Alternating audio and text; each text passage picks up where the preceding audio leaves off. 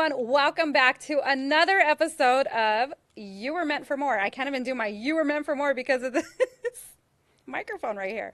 I am so excited you're joining for our first in-person interview. It's so exciting. I'm just, yeah, you should have seen me all giddy earlier. But I am grateful to have an amazing guest speaker here with me today. We are going to be talking all about overcoming obstacles and embracing dreams in entrepreneurship. So I am grateful that he is here with us, and I'm going to introduce him in just a minute. But first, I want to share a little bit about who he is and what he does, because you got to listen to this. Amazing. So after graduating with a BS degree in business administration with an emphasis in accounting from CSULA, Cal State LA, yes. In 95, Tony went to work as an auditor for the Bureau of State Audit. As an auditor, I'm like, oh my goodness, I lost my place. Let me just put my glasses on. Seriously, people? Like, just say you're old without saying you're old. Just put your glasses on. I kid you not. As an auditor, he was in charge of financial performance and compliance audits. In 2005, Tony established One Tax Pro Inc., a tax firm that specializes in personal and business taxation, corporate compliance information, accounting, payroll, and tax resolutions. He has 29 years of experience providing tax and accounting services to small businesses. One Tax Pro currently services business clients in 42 states and 11 countries. His off-the-job interests include motivational speaking to troubled youth. I love that. Mentor to young business professionals like myself, young business professionals. I love that. Love that you're like helping, fellow business owners. And working in the community with Covina Rotary. So thank you, Tony, so much for being here. Thank you for the invitation. It's a pleasure to be here, Francine. Thank you so much. Good. I'm so glad. Thank you. Thank you. So I'm excited because obviously you were my first guest of 2025. And you and I had talked earlier this year about really focusing on the fundamentals of faith, fitness, and finance, right? It kind of all came together because I was telling Tony earlier, I was really focused on where I was headed with the business, and I knew that I needed that foundation of finances. And so, of course, who better to bring in than Tony Nevarez here and setting that groundwork for what is to come in 2025 and how to get you to your next level in finances, because you absolutely love that topic, don't you? Mm-hmm. I've been doing it for many years, so I love it. Yes. They don't know yet, and he probably doesn't even know, but we're going to be doing something together to really focus on building that confidence in finance for people. More to come on that, right? I'm ready. All right. See, I love that attitude, people. Okay, so let's go ahead and jump in. I really want to talk to you about getting to know who you are. I want the audience to know where you started, early life. How did you come to be who you are today? So share with the audience all about how you got started, early life. Let's go, Tony. I have an interesting story. Of course you do. By the way, I know. That's why I'm so excited for him to share, so go for it. So I was born in Lincoln Heights. Okay. My parents are from Mexico. Okay. And I would say that my parents never graduated from elementary school, both of them. So it was an interesting childhood. I was poor. At the age of 8, I was selling oranges outside of the freeways, Bank of America and other banks. Then after that, I sold items in parks just because we needed to survive. I mean, we were really low income. So in my household, it was always about poverty, not having enough. Life is difficult. Life is challenging. Only bad people are rich. That's bad, but being poor was good, I guess. So I remember all the struggles. It was challenging. I didn't have a bed till I was like 17 years old. I slept on the floor.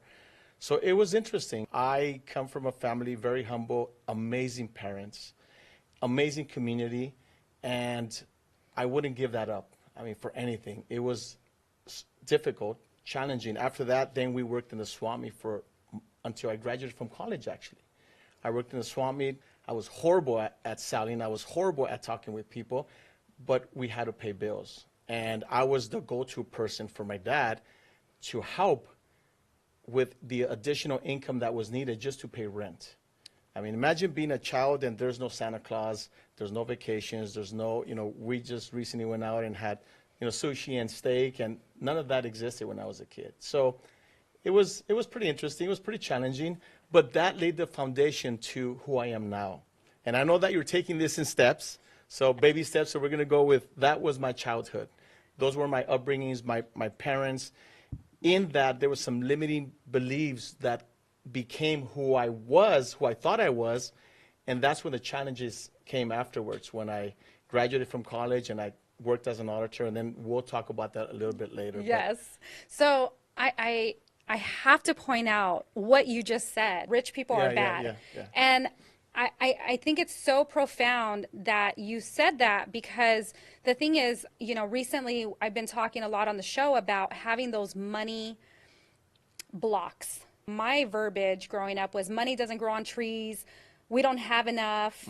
Rich people are greedy type of mentality. And it's like, it's crazy because you don't even realize we're being, imprinted on with these types of beliefs from our families. And again, we do come from humble beginnings and whatnot, but it's really understanding where those money stories come from and what we believe and how people stay stuck in a sense of where they're at because they believe they can't go any further. Like today, for example, I had somebody reach out to me and literally say, I'm so glad you reminded me of this. And it was a post I shared that said, it is okay to dream big. Yes. And actually, when I was growing up, I wasn't prepared to dream big. As a matter of fact, it wasn't even part of our household.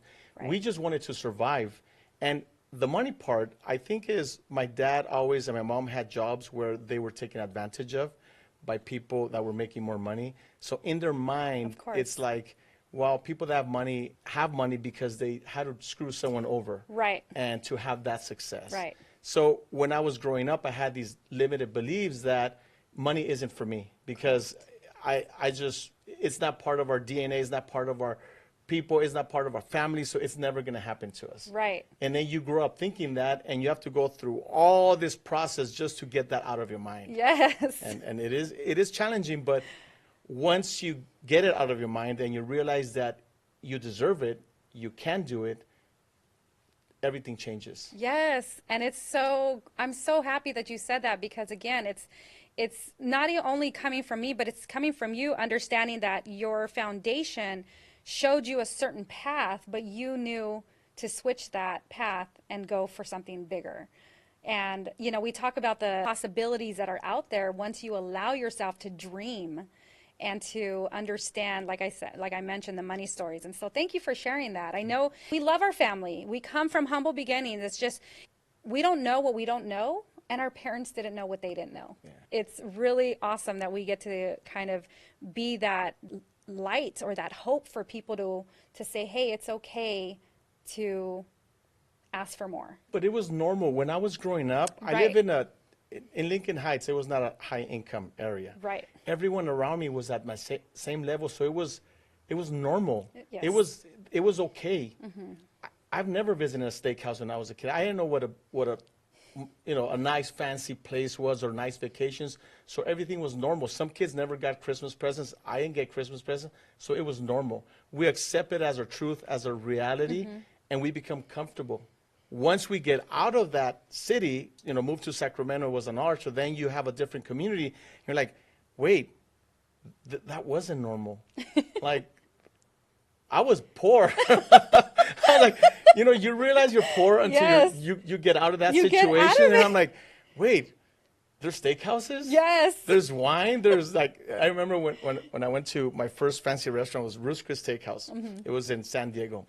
And they asked me, how did you like your steak? And I'm like, not alive and really well done. Well done. And I had no idea what I was doing. But then that's when I realized, I'm like, wow, we were really poor. Mm-hmm. And I realized, first, I realized there wasn't a Santa, but then I realized, well, Santa gives it to everyone. But why did I get a gift? And my parents' excuse was, because we lived in an apartment, it was like, well, there's no chimney here, so sorry, but he didn't come this year. So I'm like, can we move next year? I need a house with a chimney. So yeah, but it was ingrained. It was part of our lifestyle. We were happy. Yeah. Actually, I would have to say that I was happier as a child than my own kids because they grew up with having everything they wanted, so Everything. they don't really, kick the can and, hustle and, Yeah. work closely with your dad because you were trying to survive. I mean, our kids don't understand that yet. So it's their mentality is a lot more different Right. than when we grew up. But I think that's what made us stronger. That's what made us goal oriented and say we were meant for more. Yes. We have to go. And so what made me make that transition Yes. from accepting the fact that that was my life, I was meant to be poor. Yeah. It's interesting because I remember when we met last time, you asked me, well, what happened that made you say enough? Enough. Yeah. And so several things happened. When I was a kid, By the way, people, I love his story, so listen up. so when I was a kid, I'm going to date myself. It was back in the day, it was Le Tigre, polo shirts. It was Nikes and Pumas and He Reeboks. said the tigre. It was back, it was a long time ago, right? So, I mean, when you're in junior high, you want to look good. And I remember a story, Cynthia Beltran. I still remember her name. Oh. So I was, selling oranges in the street. I was poor. My dad had no money. My mom had no money. Okay. So there was this beautiful little girl. Her name is Cynthia Beltran. Okay. I remember she had a big scar on her face, but to me, she was gorgeous. I was shy. When you're broke, when you don't have money and you live off of people donating to you, like Goodwill or secondhand stuff. So I was a mess. Like I had no Nike, no Pumas. I remember Kmart had Tracks. I had Tracks on. Those were my fancy shoes. I remember Montgomery Ward's had bike. So I had It Tracks. wasn't Nike, it was bike. So I remember it had like a little, almost like a little whale, which in my mind, it was the swoosh from the Nike. So I felt like I could Got fly it. with There those you go. shoes. So I remember they were showing the movie Tron. And Oh, yes. back in the days, you would pay like, I don't know, it was 25 cents. And you could go watch the movie, and the whole week you could watch the movie, right? So you paid 25 cents. I don't know how. I was very shy. I had low self-esteem. I couldn't talk to anyone. But after weeks of debating and fighting with myself, I asked Cynthia Beltran to watch the movie Tron. It was Tron back in the Yes. days. To watch the movie. And what did she say? Yes. I was happy, but then guess what was my second thought? How am I going to pay How for am I going to this? pay for this? So then I go to my dad because, I wasn't working. I was in junior high. Yeah. I mean, my kids work actually, but I wasn't working. And then I said, hey, Dad, can I have $1? $1. $1. Oh, my goodness. $1. Right. And his answer was, I don't have $1. So then I avoided Cynthia Beltran for the rest of my junior high. And I remember being so pissed that I said, I will never be poor. And that was the first thing that, also knowing that there was a Santa supposedly and that never visited me, that was another thing that sort of shocked me. But anyways, so that was like the beginning of me saying enough is enough. So that was like part one. The second part was realizing when you step out of poverty into a city where there's actually people with money, you realize, God, I'm broke. Yeah. And then that's when you say, I don't want that lifestyle I didn't have kids, but for me and for my future kids. So then you start realizing like, there is more out there. What makes me not special enough to have that? Remember when you have poverty, you have low self-esteem. You don't believe you deserve it. You don't believe that God favors you in that way. Right. So then in your mind, you're still thinking money is bad, and you're still thinking like it's not for me. So that was the second thing. I've never known any man that works more than my dad. And my dad said something that just crushed me. And to this day, I still carry it with me. He said, if you don't become better than me, I failed you as a father. Now, this was a long time ago. So you add Cynthia Beltran, you add my dad's words that if you're not better than me, I failed you as a father. And my dad saying, no matter what you do, you want to be self-employed because that's where the success is. Yeah. And when you're a kid, you never listen to your parents. I graduated from college with an accounting degree, emphasis in taxation, and then I went to go work for someone for 7 years as an auditor. So then in your mind, I'm like, I'm content. I'm making a little bit of money, a lot more than what I ever imagined I was making. And then the second part of my destruction came where I finally started having money. And then this is where I was talking to you about money issues. I started spending all of it. Oh, yes. And I know that's a different show, but yeah, that was horrible because once you start having money and you don't have the personal development to be able to handle an excess of money. Remember, excess of money, Right. I was not being able to have $1. I remember the first year I was getting paid like $36,000. This was many years ago. And after that, I was making, I don't know, 40 and then 60 and 80 and something like that. But I started having money, and then I started just spending it and having nothing. Yeah. But anyways, so what made me make the transition to say, I'm going to start my business? Yeah. Because that's when my dad's words, I was having some issue with one of the managers where I was working. And I remember getting a bad review. And I knew that getting a bad review was going to limit my success in that organization. Because I knew once you get a bad review, you're done. So then I'm like, shoot, I have a bad review. My dad, be self-employed. And everyone is like, don't do it. That's not smart. Why are you going to leave a good job with all these benefits to start your own business? That makes absolutely no sense. Right. And I was telling all my coworkers, I'm going to quit next year. Next year comes around, I'm going to quit next year. Next year comes around, I'm going to quit next year. And I never quit until I finally had one of my coworkers who was she was tough. She was a tough cookie. I mean, this woman was like straight up just tough in your face. She goes, Navarez, you've always said you were going to quit, but you don't have the kahunas to quit. I'll bet you $1 that you're not going to quit this Christmas. So then the bad review, all that my dad said, Cynthia Beltran, selling oranges in the streets, working in the swap meets for a number of years, it all happened at the same time. All my emotions, my just pissed at myself for just not letting fear take over me. And I remember writing the letter of giving my 2-week notice, and I couldn't turn it in. And then right before Christmas, so I wouldn't lose that $1, I turned in my resignation, started my business, and then everything took off. The rest after is that. history, Yeah. people. The rest is history. And Cynthia Beltran, it wasn't you, it was him. Yeah, exactly. It wasn't you, He honey. was too broke. He was too broke. Now I hear no money, no honey. No They're money, right. no honey, no nothing. You would have just hung out in front of the movie theater. 25 cents. 25, that's nuts. And imagine that experience was part of my decision to just break free from that poor man's mentality that I'm not good enough, that I'm not smart enough, that I can't succeed, that it's not in my DNA. And you get to a point where, I mean, not only I was overweight, in debt, I had 10 credit cards, they were all maxed. Yeah. I had no money, and my parents thought, wow, my son graduated from college, he has a good paying job, he must be doing well. He drives a sports cars, dresses nice, and I was broke. And all that was like, I was at the bottom. How much more down can I go? Right. And I said, I'm just going to do it. And then that bet, I'm a Leo. For $1. We don't like to lose. I'm very competitive. Leos are just that way. Oh, so I'm you're like, so on and for actually, $1. I got the $1 and I framed it.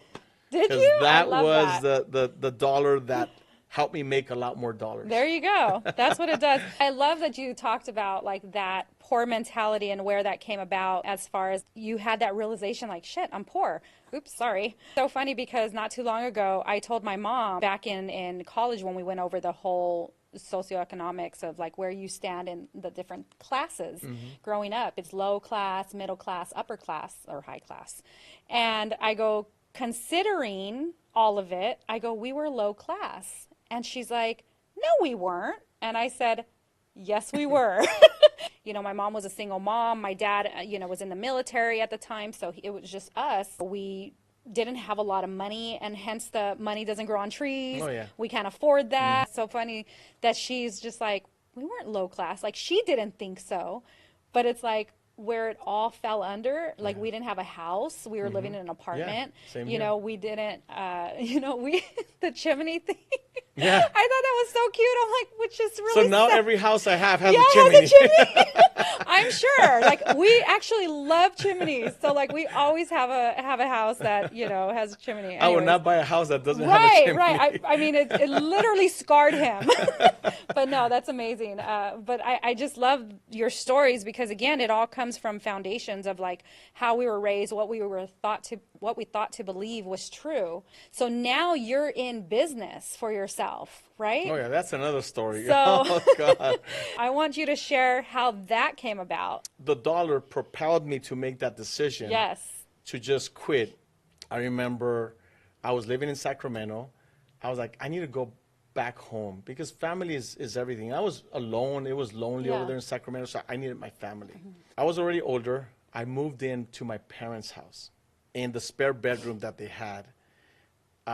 And they had a garage, and I converted that into an office. I remember the first year that I started my business, I made $200. I love it. I think I was negative my first year, so okay. At least I wasn't negative. I was negative. I made $200, and I'm like, what the hell did I just do? And what happens is the people that you need the support from when you're vulnerable, when you're afraid, when you put everything in the line is your friends and family. And unfortunately, for me, I didn't have the support. I didn't have the encouragements. I didn't have anyone who actually believed in me. My parents did, somewhat, but parents always want their best for their kids. And in their mind is like, my son graduated from college. He has a good job, paid vacations, paid holidays. He has an easy job because I love being an auditor. I love that job. Why would you leave? And my dad said, I want you to be better than me, not be the same as me. But he was like, son, are you sure you want to do that? I mean, you're leaving everything you studied and worked so hard for to start with nothing. And I don't know where I got that courage from, that anger, the need to just do something different. But once I did it, and I sat in that, I remember I went to IKEA because it was the cheapest place to go and bought all the furniture I needed. Love IKEA. And I got a computer and a cheap printer because I couldn't afford anything. And then I'm like, I'm in business, $200. And then I'm like, why did I do this?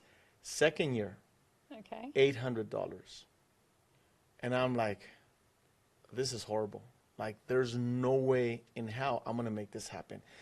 And then instead of having the support from your family, your friends, they discourage you. They're like, you really messed up. Like, that was a dumb decision. Yes. And then they start telling you what you're not good at. Oh, and my then they start goodness, telling me, yes.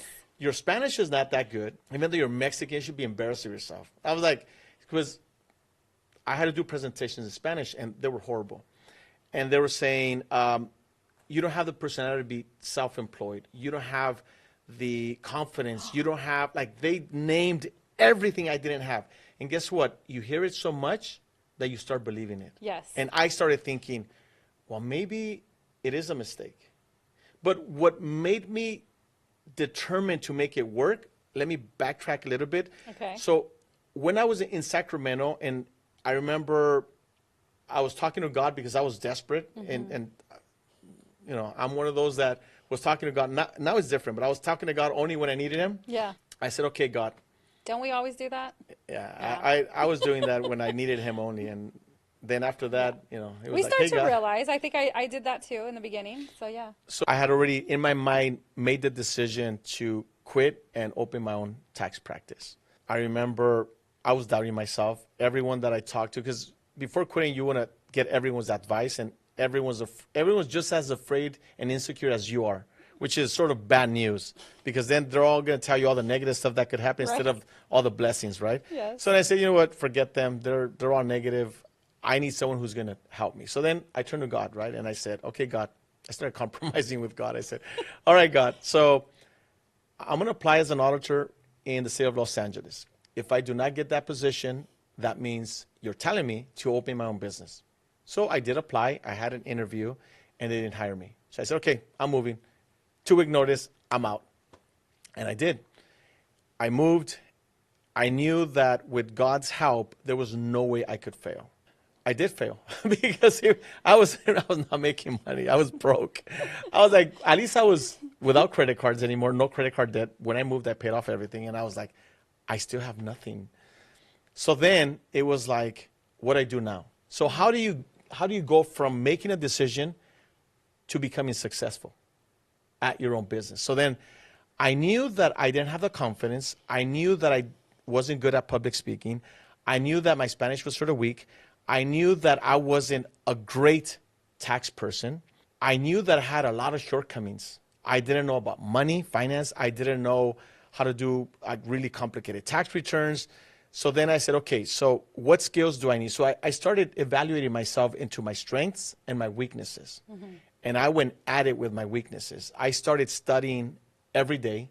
I started personal development project on me.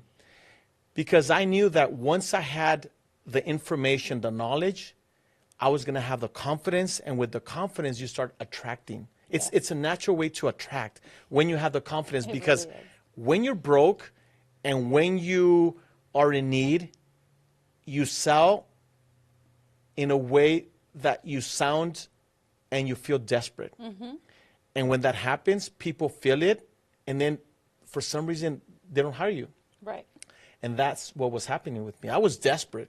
I mean, I was like, I did not quit to be broke. So then I started dedicating my whole life to just educate myself in every area. I got tons of books, and I was reading every single day, IRS publications. I did some seminars. I did everything I needed to build up my confidence, my knowledge, so I could ask the right questions, so I could be a better public speaker.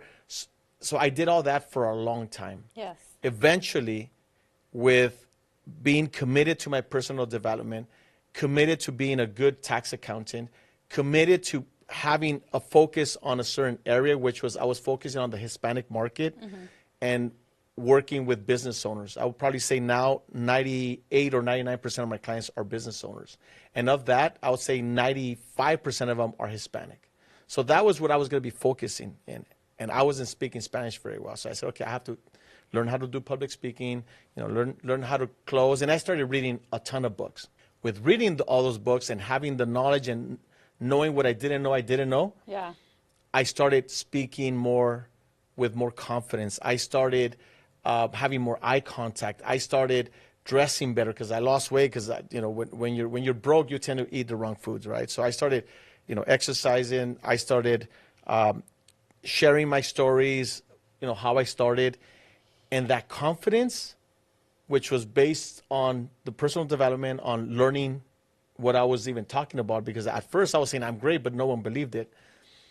I started attracting one client at a time, one client at a time. And then next thing you know, I started creating a lot of goals. And I think that's what kept me moving. Yes. Because the knowledge and knowing how to talk to people, knowing how to express yourself, knowing how to read people. I mean, I took all kinds of courses, but that only takes you so far. And it gave me the confidence, but I'm saying, how am I going to continue to grow? So then what I ended up doing, I remember The Power of Focus, best book I ever read on establishing goals and knowing how to manage them. So then my next step was, okay, so how am I going to proceed? And I knew that money was a big issue for me. So then I read, I think it was called Investing for Dummies. That was my second book that I read that I needed to learn about finances. Even though I was an accountant, Yes. I was horrible at managing my own money. Right. So then I had to deal with the fear of failing. That was huge. As I dealt with all that, my confidence went up. Then I said, okay, I have to start establishing goals. And I used the power of focus to establish goals both for my personal life, for my education, money, and in terms of creating a percentage of growth for my business income. That kept me going. I reached those goals, and then I set newer goals, and I set newer goals. So I'm not the type of person that creates annual goals like everyone. A lot of people, Right. December is their year, or January, they're going to create all their yearly goals. I started creating daily goals, weekly goals, monthly goals, quarterly goals, yearly goals, and that just kept me going. So once I reached those goals, I'm like, okay, it's time to celebrate. Yes. And then immediately, I created my next set of goals. And I've been doing that for 20 some years. Wow. And it took my business, in my mind, I'm like, I want to have a firm that works in other countries and works in other states, not just where I operate. Right. That was my goal that I had initially. I had to do something with international, like having international clients. Okay. To this day, we have clients in different countries, different states, and everything that I thought I wasn't going to be able to accomplish, now 29 years later, starting making $200. It's a very successful tax firm. Yes. We have a number of staff. Everything changed after that.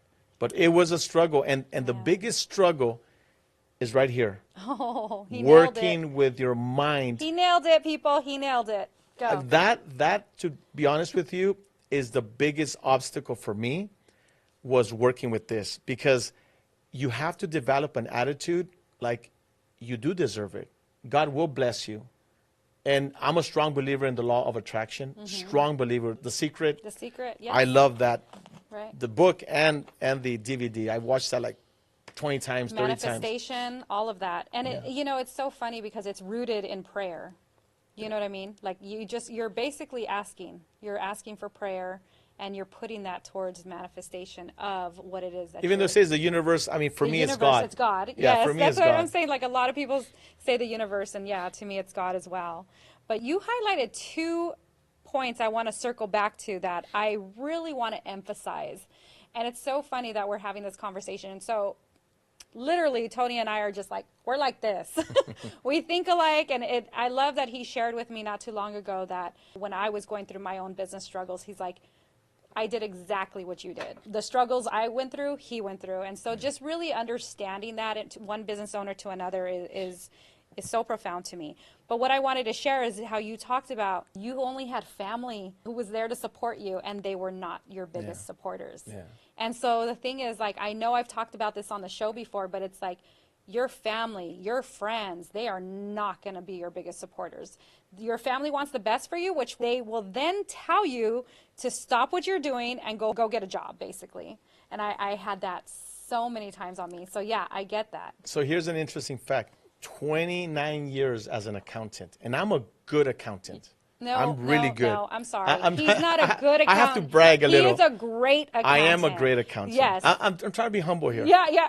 I'm a good Okay, accountant. I'm going to humble you even bigger. He's a great accountant, and we're going to be talking about your business in a bit. So here's an interesting fact. Go ahead. I have a huge family. Okay. I have 2 of my family members that are clients. Okay. 2. Okay. One is my parents, because I do them to them for free. If not, they probably wouldn't even hire me. They kind of gave you their garage. Yeah, I know. So. My parents are my first clients. Okay. And the second one is a cousin who got in trouble with the government, and I had to pull her out. So she now has faith in my services. Perfect. But the majority of them, it's interesting when you hear, I don't want to make them more rich. It's like, seriously? Yeah. Like, it's what? a mentality, though. Yeah. Remember, so they will there's- not hire me. Yeah. They will not hire me. And Right. I'm okay with it, but it's still, it's sort of, you know, in your heart, it's like, God, that sucks. But see, they don't know what they don't know. Yeah. If you're not willing to personal develop, you're not willing to educate yourself, you're not Yeah. willing to go after more, they will stay in that space. Because they call it luck. Yeah. He's lucky. No, Yeah, I you was worked like, hard. no. You worked hard for all of that. Yeah. So the last thing I wanted to recircle back was when you said you left with nothing. You quit. You're just like, I'm leaving. I just want to share, like, a lot of people do that. I quit with 1 paycheck. And I haven't looked back, and I'm going on year 7. Yeah. So you really have to have, like you said, faith. If you've noticed, a lot of what Tony said structured around faith, fitness, and finance. Yeah. I'm grateful that that's, your key points and where you're coming to. I wanted to jump into overcoming your beliefs. And I know that we kind of touched in this area. Were there days where you were just like, and I'm curious, that you felt like you wanted to quit?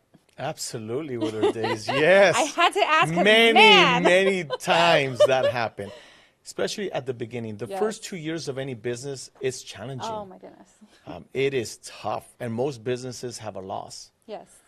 I've never had a loss, thank God, but it's been a $200 gain.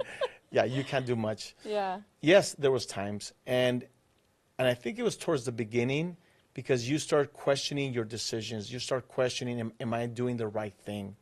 And then sometimes, you go to God, and then, clients stop paying you. You get more into debt because you invested in the business. And then you get an employee, and you're like, how am I going to pay him now? I'm living with my parents.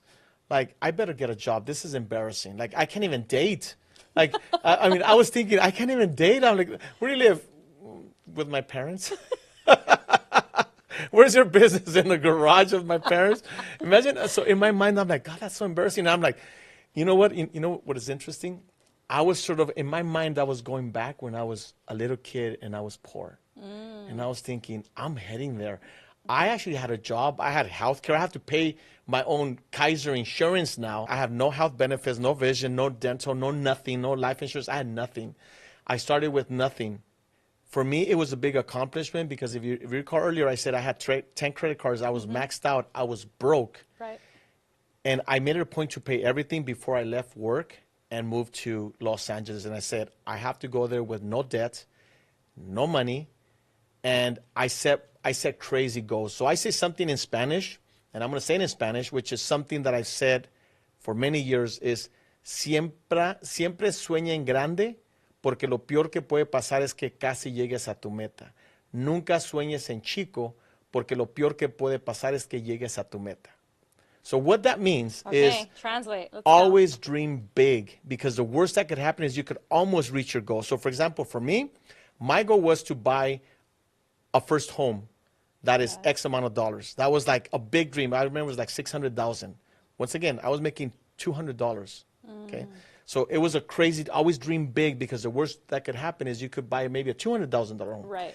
Never dream small, meaning I'm just going to buy like a little condo. Back in the days, there was like $120,000, because the worst that could happen is you reach the goal and then you think, I'm okay now.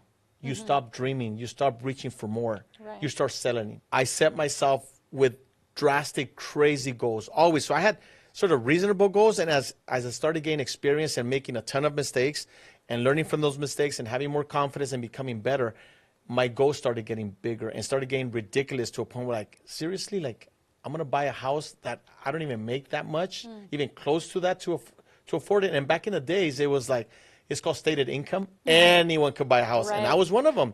I bought a $600 and some thousand home. I was not making not even $100,000 a year. And then I got it, and I remember, how am I going to pay for this now? Part of my strategic goals in terms of pushing myself, I've always been a person, I was a risk taker. I've always been a risk taker. And my thing was, if I have the debt, my parents taught me, if you have a debt, you need to pay it no matter what. Because I was in such a large debt, for me, $610,000 was a lot of money back then. So I was like, I have the debt, I have the mortgage payment, and I have no money. My first home was the reason I became successful. And it was because of debt. So I remember it was an empty 2-story home. It was an empty home. I had nothing other than my clothes. I took my clothes from my parents' house. I took my clothes. I didn't even have furniture. You're like, I got a house, though. I got a house, my own house. The American dream. I'm in debt. I owe all of it, but I have a house. Got a house, people. But that's where my business really took off, because I was so afraid to lose that house that I created a work habit, disciplines. I started implementing the 80-20 rule. I started focusing on more business and less personal. And I was working. So a lot of people, some of my friends, it's because you're so lucky. You have success because you're lucky. Wow. When I got the house, now this is going to sound crazy, and I guarantee you, most people will not do what I did. I was working 7 days a week, 361 or 2 days a year, between 16 to 20 hours a day, because I was afraid to lose the house. And guess what? That year, my income went up by like $150,000. That year. And then I'm like, oh, I like this. So then I set up another ridiculous goal, and then another one. And then I was like, I need an office, because, okay, I bought a house and I was working from home. Okay. I mean, that's still not a tax professional working from home. Nowadays, it's normal, but back in the days, it wasn't. So I've always set crazy goals, always. And that kept me going forward, kept me going forward. I remember I had an office in Covina. It was like a 1,300 square foot office. And I was like, I made it. I have an office. I remember it was 3,000 something a month. And I was like, now I have to work extra hard to pay the house and pay an office. I'm like, it's okay. If I was able to grow 100,000, I could do 200,000. Then I could do 300. I could do $500,000. The sky's the limit. Then the confidence kicked in. Then more education kicked in. Then I started going to more, I started hiring coaches. Then everything started sort of like perfectly aligning to make sure that I reached those goals. Then I went, you know what? I'm going to buy a commercial property. I'm going to put my practice in a 10,000 square foot office building. And then I had another crazy goal, buy an office building. Why not? And then I started work. I mean, I was working that many hours, 7 days a week. I remember I only took off Christmas, New Year's, and Thanksgiving. I never even took out my kids' birthdays, my birthday. I was working nonstop. And this wasn't for a year or 2 years or 5 years or 7 years. It was like 9 or 10 years. I don't remember exactly, but it was like around 10 years straight. No crazy person out there will work that much. Then as I was working, hustling, I was focused, all that, and I started creating crazier goals that I knew I couldn't accomplish. But then I moved into this building, and I'm like, oh my God, what did I do? How am I going to pay this off? I started working smarter, not harder. So I started focusing on corporations, focusing on tax resolution work, which brings in more revenue. And then that's when my business plan sort of shifted, and I started working with, more successful business owners. I started charging a little bit more because I was better. And then that's when you know your self-worth, because before I was charging pennies for my services. Right. Now I know how to charge because I know my worth and I know how good I am. And then things just, after that, you become unstoppable. I mean, it's just crazy. It all comes down to confidence building, and you're building yourself constantly over the years, and that is profound. I love that. I'm going to ask you to share with the audience, because you and I talked about this, and I think it's so important because I know it happens a lot around, especially the Latino culture, is how to give yourself permission to dream big. It took years to give myself that permission. And something that sort of marked me was when I was graduating from, I went to Lincoln High School, born and raised in Lincoln Heights. I think my parents went there. And yeah, I went to Lincoln High School. I graduated in 89 from Lincoln High School. So in 89, part of my buddies, we had, we're all graduating. So they voted, who is the least likely to succeed? And that was yours truly. Wow, Yeah. really? And let me tell you, then it was a joke, and I laughed, and I was like, yeah, right. Because I was a class clown. I wasn't very smart when I was in high school. Class I didn't. clown. I was always being a class clown. I was always trying to be funny. I was always trying to fit in. I was still broke, so my self-esteem was pretty low. So I used humor to try to cover the fact that I was taking the RTD, which was, the bus back there. I had a bus pass, and I still couldn't eat. I had to eat the school lunch because I didn't have money to eat outside. Hey, we got the low income tickets that we would free tear lunch. off. Free lunch. We got free lunch. I got free lunch too. It's okay. My mom still says we weren't low class, but it's all good. When you grow up thinking that it's not for you, you don't give yourself that permission to just really let go. Right. Because you still have those fears, those insecurities, like you're not good enough, you're never going to make it.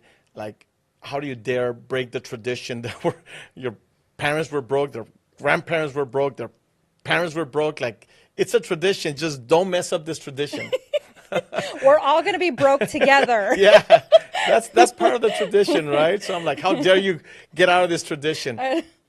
As you get older and you mature, you still have those thoughts, and those thoughts turn into fears, and those fears turn into limitations, and those limitations make you just be that person. Yes. And you limit yourself, and you don't dare to go beyond the basics because you feel like you're not worthy.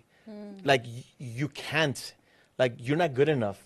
When I hit rock bottom was when I remember I was already doing presentations for business owners. I was trying to build my business, and I remember there's always haters. There's always going to be haters, especially when they see that you're moving forward. There's always going to be people that want to push you back. So I remember I was doing a presentation. I never talked about money because I was broke, but I did talk about taxes and strategies and accounting and so forth. And I remember someone asked the person, like someone like yourself who invited me as a guest speaker, said, if he's that good, what does he have? Like, basically, what's his net worth? What is his assets? Right. I was broke. I remember just thinking, wow, like, this is sad. I remember struggling to buy food because as an auditor, I got paid once a month. And I was maxed out on my credit cards. I couldn't eat. And yet I was driving around in a sports car, fancy clothes, going out. And to everyone, I was successful. But deep down inside, I knew that I was broke. So once you finally reach a stage when you're comfortable with yourself, you made plenty of mistakes and you're ready to move forward, I don't know, I believe it's God. God tells you you're ready. Okay. And you give yourself that permission to be great. Oh. And you give yourself that permission to just move forward and don't let anyone, and well, first of all, one of the requirements is you have to have a gallon of Vaseline and just drench yourself in Vaseline, because the more success you have, more haters come out. And you need to have that Vaseline so they could just slide off. But when you connect with God, when you connect with who you really are and what you were meant to accomplish, and you find your purpose in life. Now, let me tell you what my purpose is. I struggled to find a purpose. I thought it was to make money. Right. And then you make money, you're not happy. So my purpose, and this is why I became a tax accountant, is to help business owners, to have someone be there for them when they're starting their business or when they're growing their business. Because I don't only do tax work. I do all kinds of work. I also work with their finances. I work with strategic strategies to make their business grow. And so I do a lot more than just taxes. Right. And I did that because I became a tax accountant. And I don't know if we have time, but I became a tax accountant because my dad's swap meet business got audited by the IRS. And the IRS agent was, I would have to say, a racist. Okay. Because my dad didn't speak English. I was in my first year of college. I had no idea what taxes were and what accounting was and receipts. And a typical business owner went in with a shoebox of receipts, not organized, and the IRS just nailed us. Opened 3 years of audits, treated us like trash, made him pay an amount of money that he wasn't able to pay in taxes. And I remember going to my counselor and say, what do I have to do to help my dad? You have to be a tax accountant and emphasize in taxation and auditing and accounting, which is what I did. So after working and realizing that money doesn't make you happy, then I realized, well, what's my purpose? So my real purpose is to help Latinos, because that's who I usually focus on, is working with Latinos, because they need a lot more help, because I'm thinking of my dad. Help them so what my dad went through, they never go through. Guide them, help them become successful, help them sleep well at night knowing that everything is well. And then second is helping those in need. I'm big in doing work to help children. So that's why one of my pins is with Rotary. I'm a Rotarian. I've been doing that for years. So I love giving back to a community. I was blessed by God, and now I think it's my responsibility to bless those that are in need as well. Because I remember I was one of those kids selling oranges in the street. So when anyone sells oranges or flowers or whatever, I'm there buying. Wow, that was amazing, Tony. I mean, there's so much. First of all, I already knew Tony and I could talk and talk and talk and go on for hours and hours. Like, we just didn't prepare that. But I really wanted to quickly have you share all about One Tax Pro. You guys saw a little bit about who he is and what he does, but just quickly share with the audience, like, who you're helping. The majority of our clients are business owners. Okay. I'll probably say 98% are all business owners, and then of that, the majority are Latinos. And they're nationwide. It's not just here in Covina or here in California. They're nationwide. Right. And that's who our focus is really focusing on helping them, especially when they're new. Mm-hmm. We do a lot of services like, formation of LLCs or corporations, tax strategies, business and personal tax returns. So we have a team of lawyers, financial advisors, insurance agents that work with the company to make sure that they're properly protected, pay the least amount of taxes possible, and avoid, red flags and stuff like that. But mostly strategic strategies that are going to help you pay less in taxes, but structure yourself and protect yourself. And you do Safeguard your IRS assets. audits, right? Oh yeah, that's my specialty actually. Oh, Tax resolution work. IRS audits, people. So that's my specialty. I'm telling you, when he says he's a good accountant, no, he is a great accountant. So that is it for our show, but I'm telling you, we could have talked forever. I want you all to ask your questions. If you're following along with us, what resonated with you? How inspired were you? I mean, you inspire me all the time. And so I thank you for sharing your experience, what you went through. I mean, it's so similar. I mean, I kid you not. I went through the same path you did. Is there one thing you want to share with the audience, a quote that you absolutely love? Share with the audience now. There's a lot of stuff that I want to share, but the main one that at least was difficult for me to try to sort of snap out was fear. Don't let fear paralyze you. Know that you're meant for greatness. And have the discipline, have the goals, have the mentors, and there's no way that you could be stopped. One of the things that I do is I do free consultations for business owners. And I do that for the purpose of guiding them to make the right decisions. And sometimes I help them make the decisions that are moving forward, which is also important because there's financial considerations. But I think just don't be afraid of mistakes. Have crazy goals, because those work for me sometimes, and have great mentors. Francine is a great mentor as well. She's a coach, and I admire her work, and she's really good too. So I have to admit, you're amazing. She's really good. I love it. I didn't pay him to say that, I promise. Thank you guys so much for joining. I appreciate all of you here. And just know, remember, everybody we talk about, who we bring in as guests, and what I share is because we truly know that you are meant for more.